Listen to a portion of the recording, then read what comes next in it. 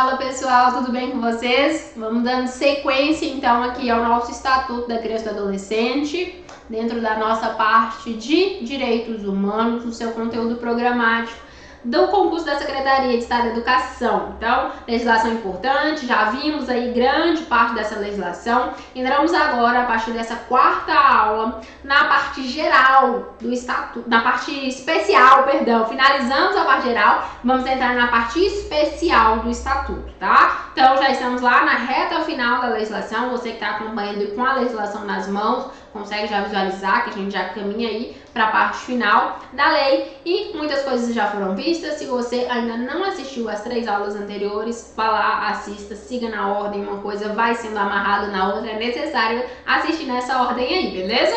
E aí a gente inicia agora a nossa quarta aula, ainda tratando sobre o Estatuto, e vamos então dar sequência aí dentro dessa legislação. Então vamos lá.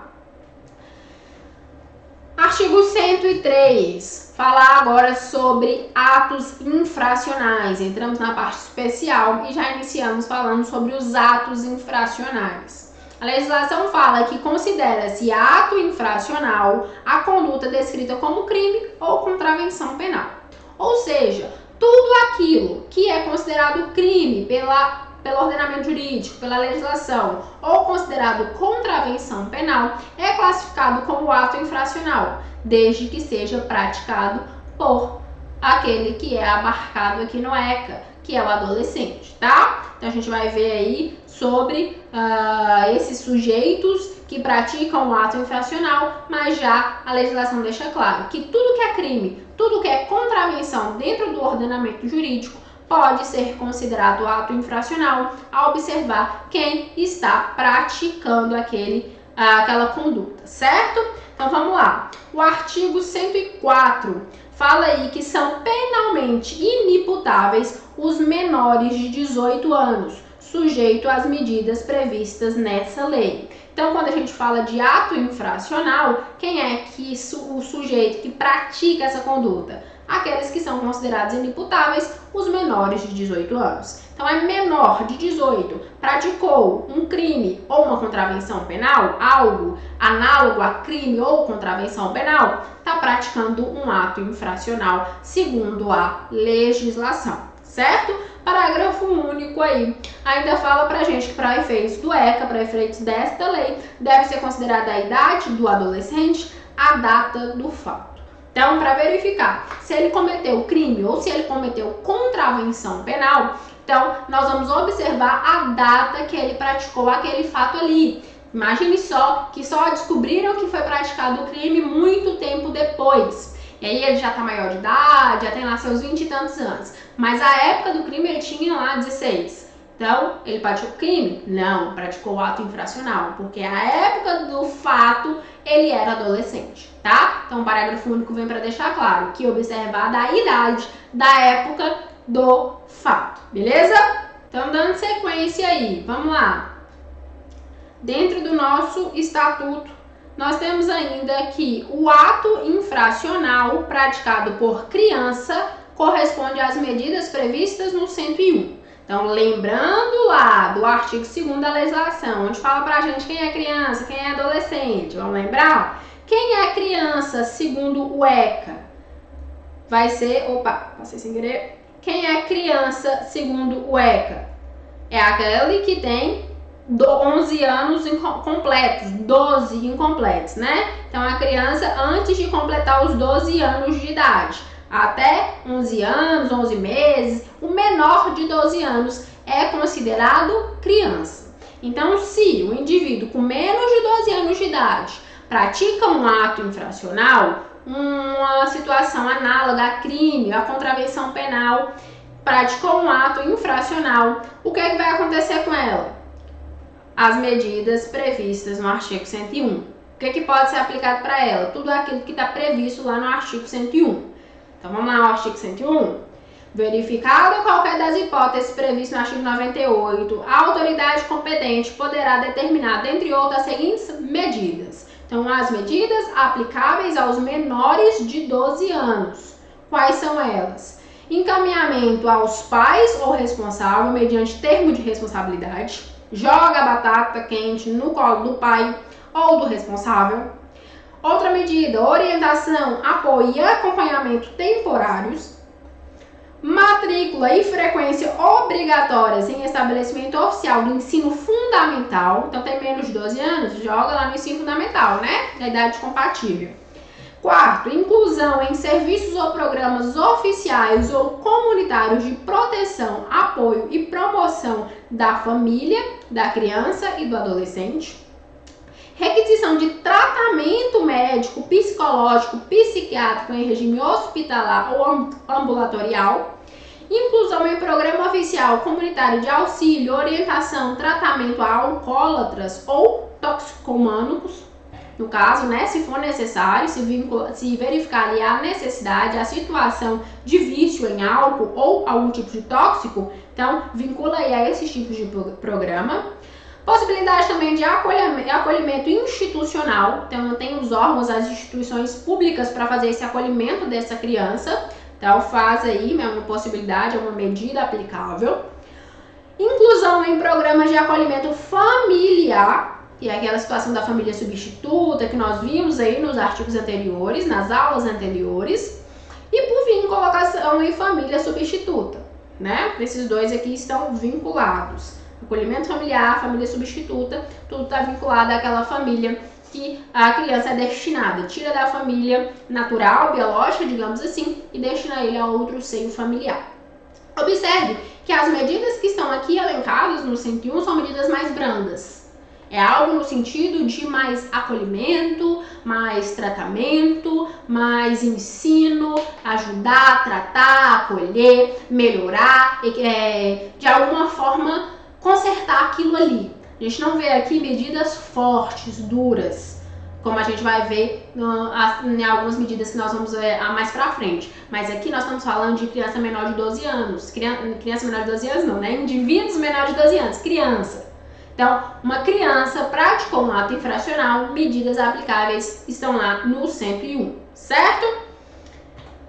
106 aí da legislação. Nenhum adolescente será privado de sua liberdade, se não em flagrante de ato infracional por ordem escrita e fundamentada de autoridade judiciária competente. O adolescente tem direito à identificação dos responsáveis pela sua apreensão, devendo ser informado acerca dos seus direitos. Então vamos lá. Aqui a gente sai da figura da criança e entra na figura do adolescente. Quem é adolescente? Aquele que tem mais de 12, menos de 18. Então entre 12 e 18 anos é o indivíduo considerado adolescente. Ele pode ter privado de sua liberdade? O adolescente pode ter privação de liberdade? Pode. Tá? Então, criança, lá na lista do 101, ninguém viu lá falando nada sobre privação de liberdade, né? O máximo que tem lá é um tratamento ambulatorial, uma coisa assim. Mas aqui, lá não tem nada de privar a liberdade. Quando a gente fala de adolescente, aí existem hipóteses, tá? A gente vai ver mais pra frente as medidas. Mas tem como. Tem a hipótese de privação de liberdade. Mas para isso acontecer, tem que ter flagrância. Então tem que pegar ali com a boca na botija, no flagrante, tá? Ou por ordem escrita e fundamentada do juiz, que a gente chama de mandato, né? Então, se o juiz determinou a privação de liberdade de um adolescente por meio da internação, né? Que nós vamos ver logo mais, mas aí sim ela pode ser executada. Então, falou em privação de liberdade de adolescente, duas hipóteses: flagrante ou por ordem escrita fundamentada de autoridade judiciária competente, do juiz competente para dar aquela ordem, tá? Beleza? E aí o parágrafo único ainda traz mais um elemento, que o adolescente ele tem direito de saber quem é o responsável pela sua apreensão. Então quem foi ali e desempenhou aquela ordem, executou aquela ordem. O adolescente tem direito de saber quem foi e também de ser informado dos seus direitos. Então no momento ali da busca daquele adolescente, da privação de liberdade daquele adolescente, ele é informado de todos os direitos que ele tem, que estão elencados no Estatuto e em outras legislações, tá? A apreensão de qualquer adolescente em local onde se encontra recolhido serão comunicados à autoridade judiciária competente e à família. do apreendido ou pessoa que ele indicar. Então, fez lá a apreensão, comunica de imediato à autoridade judiciária, ao juiz e à família daquele adolescente. Examinar-se-á desde logo, sob pena de responsabilidade, a possibilidade de liberação imediata. Então, qual é a regra? Liberar imediatamente. Só vai efetivar essa apreensão se não tiver como, se não tiver possibilidade de liberar. Se houver qualquer possibilidade de liberação, assim será feito com o adolescente. A internação antes da sentença pode ser determinada pelo prazo máximo de 45 dias. Então, antes de falar aqui do parágrafo único, vamos entender essa internação. O artigo 112 fala sobre as medidas socioeducativas aplicáveis aos adolescentes. Mas já de cara, a legislação traz pra gente que antes da sentença, a internação, que é a medida onde é privado a liberdade desse adolescente, né? É algo que equipara a uma prisão, por exemplo, não é prisão, de maneira nenhuma, não faça essa confusão. Mas para ficar claro, tá? Para ficar claro, pra gente conseguir entender, pra gente conseguir equiparar com o que acontece aí com o maior de idade, com o cidadão que já é maior, o cidadão ele tem sua liberdade privada como? Pela prisão, né? Apreende ele ali. O adolescente, como que tem a sua liberdade privada? Pela internação. Então, não é da mesma forma, não funciona do mesmo jeito. Mas, se for para fazer um paralelo, é nesse sentido. Então, privação de liberdade de adolescente é através da medida socioeducativa de internação. E essa internação, ela pode acontecer antes da sentença, tá? Então, durante o processo está correndo, o juiz já determina a internação provisória desse adolescente. Pode acontecer antes da sentença, antes mesmo de decidir se ele é culpado ou inocente. Pode ser deferido o pedido de internação provisória desse adolescente, antes da sentença. Só que a lei deixa claro que essa internação provisória, antes da sentença, ela tem um prazo máximo de duração de 45 dias. Então não pode estender demais. Tá? O processo, então, que julga a culpabilidade de um adolescente, ele é mais célere, até porque tem esse prazo fixado aí, no caso de haver uma internação. Então, se caiu lá na prova, prazo máximo de internação do adolescente antes da sentença, antes de sair lá a decisão se ele é culpado ou não, é 45 dias, beleza? Parágrafo único da legislação fala que a decisão deverá ser fundamentada e basear-se em indícios suficientes de autoria e de materialidade, demonstrada a necessidade imperiosa da medida. Então, para que haja essa internação antes da sentença, antes mesmo de falar se o adolescente é realmente culpado por aquele ato infracional, para que exista isso, tem que ter uma real necessidade. Tem que ser algo muito preciso, muito necessário. Então é assim, é uma exceção, tá? Pelo menos segundo a legislação. Na prática é outros 500. Mas segundo a legislação, tem que ser necessário, tem que ser imperioso a aplicação dessa medida antes da sentença, beleza? Além disso, tem que ter indícios suficientes de materialidade e de autoria. Então tem que ter ali uma fundada suspeita de que foi aquele adolescente mesmo que praticou aquele ato. E que aquele ato realmente existiu. Então tem que ter indício suficiente de materialidade, de que houve realmente aquela situação, e de autoria, que foi o adolescente o autor daquela conduta, tá? E ser extremamente necessário a determinação dessa apreensão aí, dessa internação do adolescente, tá? Agora sim, artigo 112 fala da lista de medidas aplicáveis. Vamos verificar da prática do ato infracional. A autoridade competente poderá aplicar ao adolescente, aquele que tem entre 12 e 18 anos. Então, quais são as medidas socioeducativas aplicáveis aos adolescentes? Tá aí a lista do 112. Primeiro, a advertência. Segundo, obrigação de reparar o dano. Terceiro, prestação de serviço à comunidade. Quarto, liberdade assistida. Quinto, inserção em regime de semi-liberdade. Sexto, internação em estabelecimento educativo. Olha a internação que nós falamos agora. E sétimo, qualquer uma das previstas no 101, do primeiro ao quarto inciso, que é o encaminhamento aos pais, a orientação e acompanhamento temporários, matrícula lá no ensino fundamental, inclusão em serviços ou programas oficiais de proteção, promoção da família e da criança e do adolescente. Então, aqueles que estão lá no 101 também podem ser aplicados aqui, a depender do caso, certo? A aplicação das medidas socioeducativas vão levar em conta a gravidade do delito, bem como a particularidade do infrator, do menor infrator. Então, verifica ali o que aconteceu e como aquela situação deve ser tratada para ver qual é a medida melhor aplicável. Nós vamos ver aqui ao final da aula especificamente o que é cada medida dessa, para a gente entender melhor. Parágrafo 1º do artigo 112. A medida aplicada ao adolescente levará em conta a sua capacidade de cumpri-la e as circunstâncias e gravidades da infração. Foi o que nós acabamos de falar. Então, leve em consideração quem é o adolescente, as especificidades desse adolescente, quem ele é, como ele age, como é que foi a situação e a gravidade daquilo que ele fez, do ato que ele praticou. Então, matou uma pessoa, e aí, ó, o negócio é grave.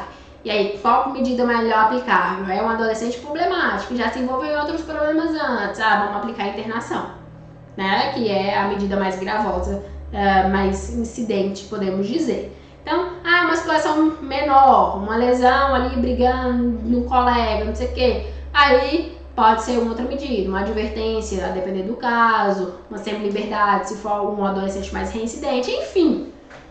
Vai observar a situação específica de quem é aquele adolescente, como ele age, sua capacidade de cumprir e também as circunstâncias do fato e a gravidade da infração, beleza?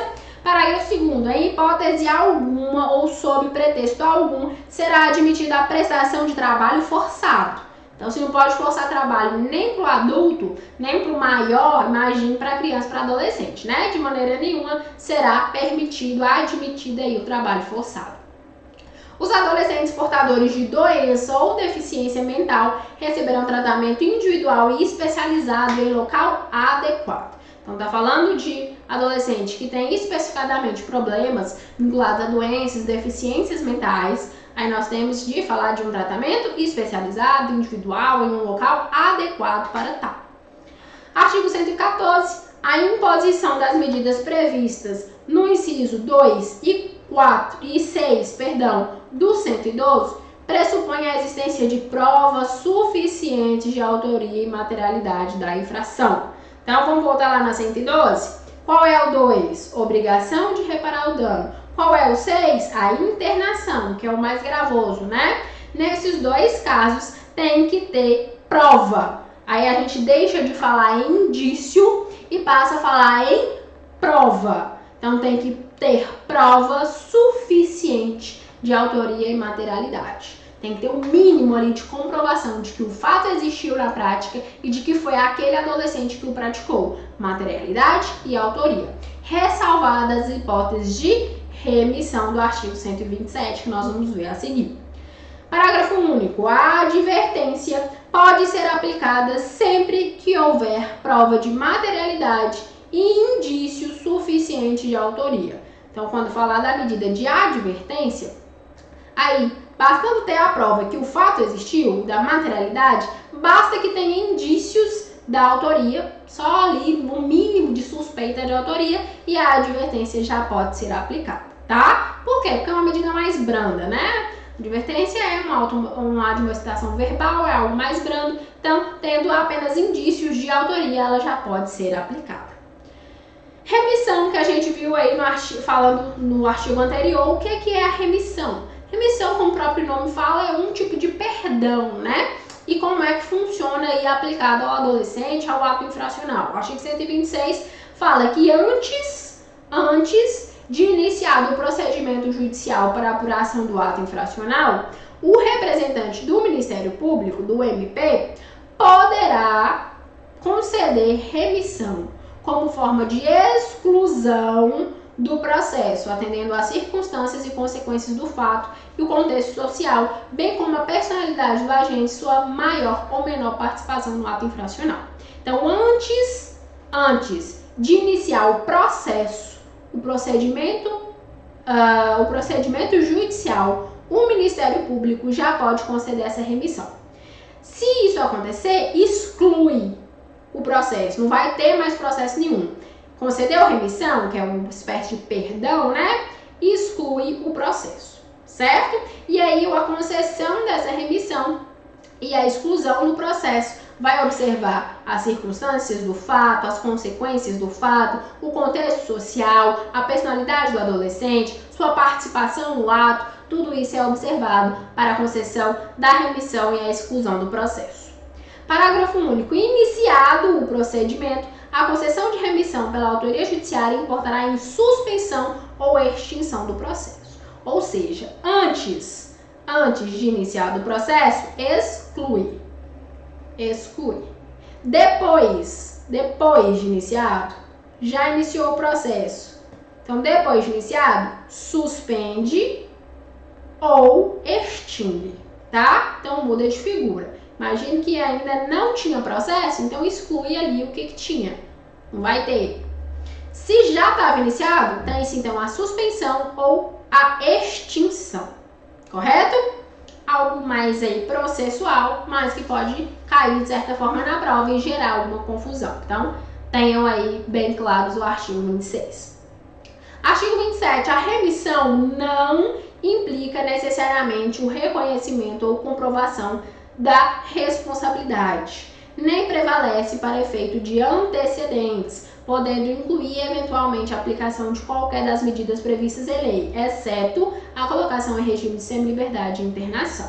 Então, o Ministério Público foi lá e concedeu a remissão, ela não vai implicar no reconhecimento ou comprovação da responsabilidade. Então, não tem aquela história de, não vou aceitar o perdão, a remissão do Ministério Público, porque é como se eu estivesse confessando que eu pratiquei o ato. O artigo 127 vem e diz que não. A remissão não implica no reconhecimento ou na comprovação da responsabilidade do adolescente sobre o fato. E nem é contado como precedente para antecedentes, certo? Então, teve a remissão ali, não vai se falar em antecedentes desse adolescente, exceto no caso de regime de semi-liberdade e internação, beleza? Agora sim, para entender melhor, para a gente fechar a nossa aula, vamos entender melhor sobre cada uma aí das medidas socioeducativas aplicáveis aos adolescentes. Nós vimos lá no artigo 112 que tem a lista lá, né, com as medidas, e aqui a gente faz um resuminho básico sobre cada uma delas, para a gente entender a diferenciação, a aplicabilidade de cada uma, e aí eu já te indico, meu caro colega, estudante, concurseiro, que quer aprovação. Esteja com a legislação em mãos e faça a leitura na íntegra desses artigos vinculados a essas medidas socioeducativas. Vai lá e lê mesmo sobre a advertência, sobre a obrigação de reparar o dano, prestação de serviço, internação. Vai lá e lê na íntegra, porque a sua prova muito provavelmente vai trazer tópicos de como está escrito na legislação. Tem muito isso da banca copiar e colar. Mesmo que a FGV é uma banca que gosta de pegar pesado nas questões, mas acontece em alguns casos de copiar e colar. E quando você conhece a integralidade do que está escrito na legislação, te ajuda demais. Aqui, para o sentido de cursinho de preparatório, onde é mais acelerado, a gente acaba resumindo um pouco, porque é muito extenso a legislação para ficar mais didático, mais rápido, a gente conseguir cumprir com todo o cronograma, mas a indicação fica, o conselho fica e tenho certeza que fará diferença para quem observar. Então vamos lá, sobre as medidas socioeducativas. Nós temos a primeira medida, a medida de advertência. Consiste em admoestação verbal. Será reduzida a termo e assinada. Admoestar é aconselhar, é advertir, repreender com bravura. A advertência é a única das medidas socioeducativas que deve ser executada diretamente pela autoridade judiciária. Então é o juiz vai lá dar uma prensa no adolescente, né? Conversa ali brandamente, com bravura com aquele adolescente no sentido de admoestar aquela situação. E ele aconselha, ele adverte, repreende aquilo que o adolescente fez. Essa é a medida socioeducativa de advertência. Talvez a medida mais branda, né? Porque mesmo que levar uma prensa não é uma coisa muito agradável, mas comparado com ficar internado ainda é muito mais tranquilo, né? Segunda medida socioeducativa é a obrigação de reparar o dano. Se o ato infracional tiver reflexos patrimoniais, A autoridade poderá determinar, se for o caso, que o adolescente restitua a coisa ou promova o ressarcimento do dano, ou por outra forma compense o prejuízo da vítima. Havendo manifesta impossibilidade, a medida pode ser substituída. Então, quando a gente fala em obrigação de reparar o dano, nós estamos falando naquele adolescente que praticou o ato, que acabou lesando o patrimônio da vítima, de alguma forma causando prejuízo, e aí a autoridade judiciária determine que ele repare aquilo ali, que ele restitua, que ele reembolse, que de alguma forma ele faça o dano ser reparado, certo? Essa também é uma medida educativa aplicável aos adolescentes e ela pode ser substituída no caso do adolescente não ter condições. Então imagina a situação onde o adolescente não tem condição de reparar aquele dano e aí vai fazer o quê? Substituir por outra, né? Na impossibilidade comprovada de não conseguir reparar o dano, a medida pode ser substituída. Terceira medida aí, vamos mudando de cor aqui para vocês conseguirem identificar cada uma. Prestação de serviço à comunidade. Consiste na realização de tarefas gratuitas de interesse geral, junto a entidades assistenciais, hospitais, escolas ou outros estabelecimentos congêneres, bem como em programas comunitários e governamentais. As tarefas serão atribuídas conforme as aptidões do adolescente, devendo ser cumpridas durante a jornada máxima de 8 horas semanais, aos sábados, domingos, feriados ou em dias úteis, de modo a não prejudicar a frequência à escola ou a jornada normal de trabalho. Prestação de serviço à comunidade acontece também, né? É fato que pode ser aplicado inclusive às pessoas maiores de idade, a gente até vê ser aplicado aí com mais frequência, e consiste realmente, como o próprio nome diz, em prestar serviços à comunidade. Tem esse intuito mais assistencial, mais vinculado a hospital, escola, estabelecimentos nesse sentido, sejam governamentais ou não, mas sempre com intuito comunitário. E aí a lei estabelece que na aplicação dessa medida ao adolescente tem uma jornada máxima de 8 horas por semana, uma jornada reduzida, né? Que pode ser aplicáveis durante dias úteis ou não, desde que não atrapalhe a vida escolar do adolescente, nenhuma jornada de trabalho, caso ele já trabalhe, tá? Essas são as previsões da legislação. Seguindo aí, nós temos a quarta medida prevista na legislação, que é a chamada liberdade assistida. Esta será adotada sempre que figurar a medida mais adequada a fim de acompanhar, auxiliar, orientar o adolescente. A autoridade, ela designa uma pessoa capacitada, que é denominado orientador, para acompanhar o caso.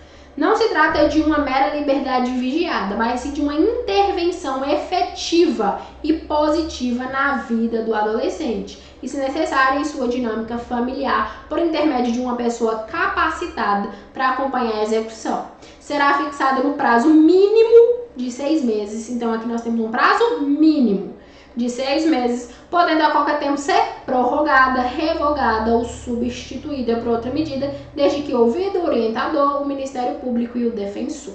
Então, quando a gente fala em liberdade assistida, nós estamos falando em orientação, em auxílio, em acompanhamento, através de uma pessoa capacitada para tal, que é chamado aí de orientador. Certo? Esse vem para intervir mesmo na vida desse adolescente, para participar efetivamente na vida desse adolescente, a fim de o assistir, de o acompanhar, de o orientar, a fim de melhorar aí as condições e toda a vida do adolescente como um todo, podendo inclusive interferir na dinâmica familiar desse adolescente. O prazo mínimo para essa medida são 6 meses, sendo que ela pode ser prorrogada, pode ser também revogada ou substituída por outra medida, certo? Vamos à quinta medida que está prevista na legislação: inserção em regime de semi-liberdade. Pode ser determinado de duas formas. Primeiro, como medida inicial ou como forma de transição para o meio aberto. São obrigatórias a escolarização e a profissionalização, devendo sempre que possível ser utilizados os recursos existentes na comunidade, A medida não comporta prazo determinado. Então, não tem um prazo máximo, um prazo mínimo, aplicando-se couber as disposições relativas à internação. Então, o regime de semi-liberdade não vai ser uma internação, que é realmente onde priva a liberdade do adolescente, mas é algo aproximado a isso. E aí, quando a gente fala de semi-liberdade, nós estamos falando de uma medida que pode ser aplicada de duas formas. Primeiro, como regime inicial, já de cara coloca o adolescente em semi-liberdade, ou com uma transição. Imagina aquele adolescente que foi internado, colocado em medida de internação, e antes de dar a liberdade total, ele passa por essa semi-liberdade. Então, uma medida de transição, um solta de uma vez, coloca no regime de semi-liberdade. E aí, nesse regime, ele é obrigado a escolarizar ou profissionalizar, ou seja, estudar, né? Ele precisa ali estudar, profissionalizar, ter algo vinculado à aprendizagem. Então, é como se fosse um adolescente vinculado a um programa de aprendizagem, que ele tem presença obrigatória, que ele tem que estar ali obrigatoriamente, certo? E aí, vinculado a isso, ele recebe a sua liberdade de ir e vir, ficar em casa, enfim, faz ali uma medida de semi-liberdade. Atividades obrigatórias, mas algo mais livre, certo? Não comporta prazo determinado, então não vai falar assim, vai ficar tantos meses, tantos anos. Não, vai ser algo mais amplo, assim como na internação, por exemplo, e algumas coisas, alguns pontos previstos para a internação são aplicáveis aqui também na semi-liberdade. Para finalizar, última medida aí, nós temos a medida de semi-liberdade, que é a sexta e última medida prevista lá no artigo 112, que é a internação. Então, a medida de internação constitui a medida privativa de liberdade e sujeita a 3 princípios. Primeiro, brevidade. Segundo, excepcionalidade. E terceiro, respeito à condição peculiar da pessoa em desenvolvimento.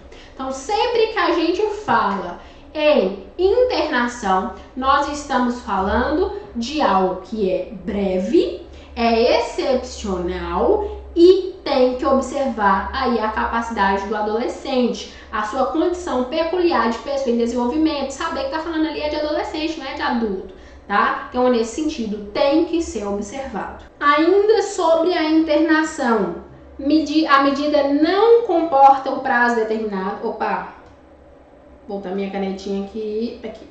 A medida não comporta prazo determinado, então quando o adolescente ele recebe essa medida socioeducativa, não vem lá um prazo, é por 1 ano, por 2 anos, não tem prazo determinado, devendo sua manutenção ser reavaliada a cada 6 meses. Então, a cada 6 meses, verifica ali se o adolescente precisa continuar internado. Em hipótese nenhuma, pode exceder o prazo de 3 anos. Então, mesmo não tendo um prazo determinado, a duração máxima são de 3 anos para a internação desse adolescente. A medida de internação só poderá ser aplicada quando se tratar de ato infracional cometido mediante grave ameaça ou violência à pessoa, quando se tratar de reiteração do cometimento de outras infrações graves, aquele adolescente que já está aprontando ali bastante, ou no caso de descumprimento reiterado e injustificável de medida anteriormente imposta. Então, aquele adolescente que já teve alguma medida socioeducativa antes e descumpriu, não cumpriu direitinho, teve algum descumprimento. Então, ele pode receber aí a medida mais gravosa, que é a internação. Em nenhuma hipótese será aplicada a internação, havendo outra medida mais adequada. Então, a internação ela é em último caso, tá? Quando não tem como aplicar outra medida, aí sim aplica a internação. Por quê? Porque ela priva a liberdade do adolescente. Ela é algo mais incisivo, mais forte. Então, ela é só aplicada quando não tem mais jeito, em último caso. A internação deverá ser cumprida em entidade exclusiva para adolescente, obedecida rigorosamente a separação por critério de idade, complexão física e gravidade da infração. Então, tem que ter um estabelecimento próprio para a internação desse adolescente, não é pegar eles e misturar com maior de idade, presídio, essas coisas, nada disso. É algo próprio, tem lá, né, o Centro de Internação de Adolescentes, estabelece um movimento próprio para isso, e lá dentro tem que ter a divisão ali desses adolescentes por idade, por estatura física, por gravidade da infração. Então o adolescente cometeu algo mais grave, menos grave, tudo isso é observado no momento de fazer a separação ali dentro do estabelecimento.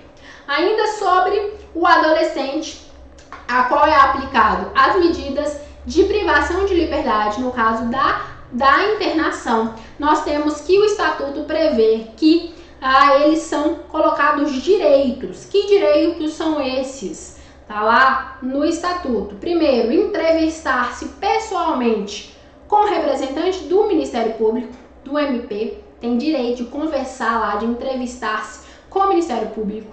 O adolescente tem direito de peticionar diretamente com qualquer autoridade. Então, se ele quiser fazer algum pedido para o juiz, por exemplo, ele tem esse pleno direito.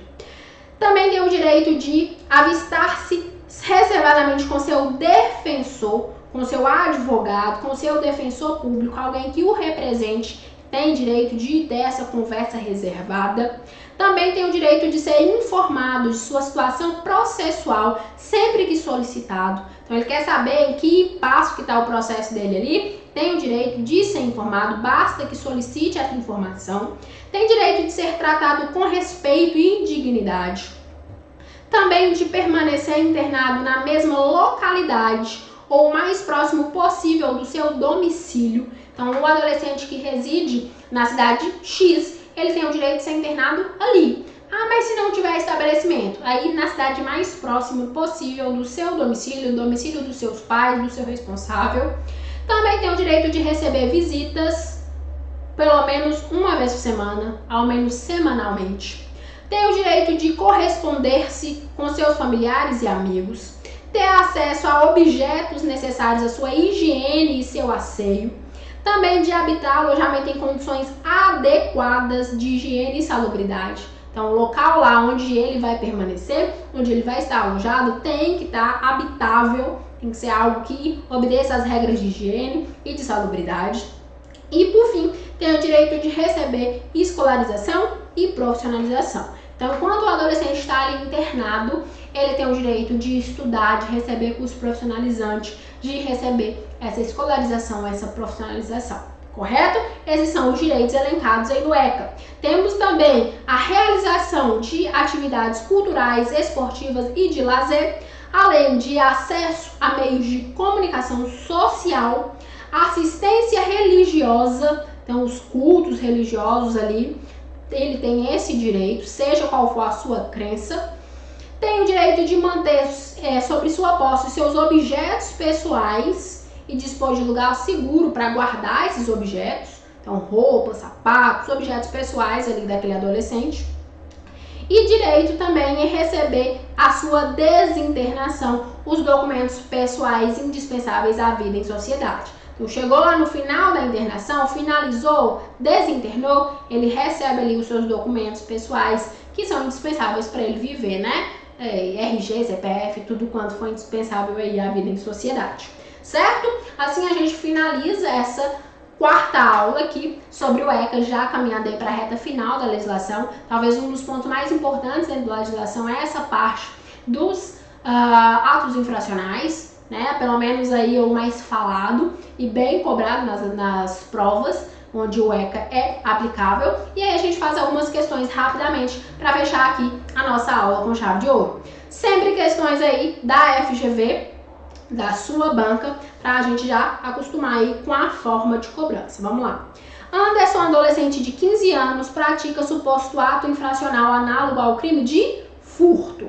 Após a oitiva informal, o Ministério Público oferece representação em face do adolescente. Na audiência de apresentação, constatado que Anderson praticou anteriormente suposto ato infracional ao crime de dano, no qual recebeu remissão concedida pelo Ministério Público, atualmente o adolescente está inserido em programa de aprendizagem, conta com o apoio dos pais e está sob acompanhamento do Conselho Tutelar. Então, o juiz concede remissão ao adolescente, manifestando o Ministério Público contrariamente à concessão do benefício, sobre o fundamento que o adolescente possui antecedente pela prática de ato infracional.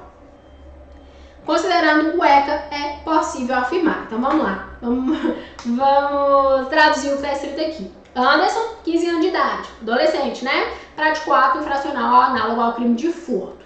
Tá lá no meio do processo dele, o Ministério Público verifica que antes, no passado, Anderson já tinha praticado outro ato infracional, dessa vez análogo ao crime de dano. E nessa situação aí passada, ele já tinha recebido a remissão, certo? Ele tinha recebido remissão naquela época e aí já tá lá em programa de aprendizagem, conta com o apoio do pai, conselho tutelar, tudo lá direitinho. E aí, nessa situação agora do furto, o juiz quer oferecer a remissão para Anderson. Só que o Ministério Público fala que não, porque ele já tem antecedente por conta lá do crime passado, do ato infracional passado, né? Análogo ao crime de dano. Essa é a situação aí demonstrada na questão. E aí pergunta pra gente, considerando o disposto no ética, é correto afirmar que: letra A, a prática do ato infracional anterior à concessão de remissão pelo Ministério Público constitui antecedente e impede a concessão de novo benefício. Letra B, a remissão aceita pelo adolescente pressupõe o reconhecimento da autoria pela prática de ato infracional, mas não constitui antecedente. Letra C, a remissão concedida pela autoridade judiciária não importará suspensão ou extinção do processo e constitui antecedente. E por fim, letra D, a remissão não constitui antecedente ou implica reconhecimento de responsabilidade, podendo ser cumulada com medida socioeducativa de meio aberto. Vamos lá, artigo 127, fala pra gente que a remissão não implica o reconhecimento ou a comprovação da responsabilidade e nem prevalece para efeitos de antecedente, podendo incluir eventualmente a aplicação das medidas previstas em lei, exceto as de semi-liberdade e internação. Então, se tira as de semi-liberdade e de internação, quais são as outras? As de meio aberto, né? As que não prevêem a restrição de liberdade do adolescente. Então, voltando aqui à nossa questão, gabarito letra D, né? A remissão não constitui antecedente, não implica o reconhecimento de responsabilidade e pode ser acumulada com as medidas socioeducativas de meio aberto. Gabarito, então, da número 1, letra D. Questão recentíssima aí da sua banca. Para finalizar, mais uma questãozinha aqui, mais uma de 2022, também da FGV. Pablo, adolescente de 15 anos, subtraiu para si bolsa contendo documentos pessoais, aparelho de telefone celular e dinheiro em espécie de uma idosa em via pública no centro do Rio de Janeiro, mediante grave ameaça e emprego de arma de fogo e violência consistente com a coronhada na cabeça da vítima. Policiais militares foram alertados e, após diligência que durou 1 hora, encontraram um menor com objetos da vítima e a arma de fogo. Então achou o menino lá com tudo que ele tinha roubado e ainda com a arma que usou. O menor foi levado à delegacia, onde foram adotadas as medidas de praxe, inclusive sendo juntado documento informando que o adolescente já cometera outros 3 ilícitos nas mesmas circunstâncias. Ao receber o procedimento e cumpridas as formalidades legais, o promotor de justiça de infância e juventude deverá, ou seja, o representante do Ministério Público, vai fazer o quê? Letra A, oferecer denúncia em face de Pablo e requerer sua prisão preventiva. Adolescente é preso, gente.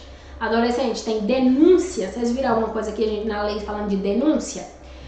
B, oferecer denúncia de novo e requerer o relaxamento da prisão em flagrante. Letra C, oferecer representação pela prática do ato infracional em face de Pablo e requerer sua prisão preventiva. Olha só os termos, vão se ligando aí nos termos. D, oferecer representação pela prática do ato infracional e requerer a sua internação. Opa, internação nós vimos aqui escrito, né? E letra E, conceder remissão a Pablo e determinar o seu encaminhamento a cumprimento de medida protetiva. Olha só, remissão nesses casos vai caber nessa situação toda que foi narrada aí na questão? Então vamos lá. Primeiro, adolescente não comete crime ou delito, mas ato infracional. Adolescente não é preso, mas sim apreendido.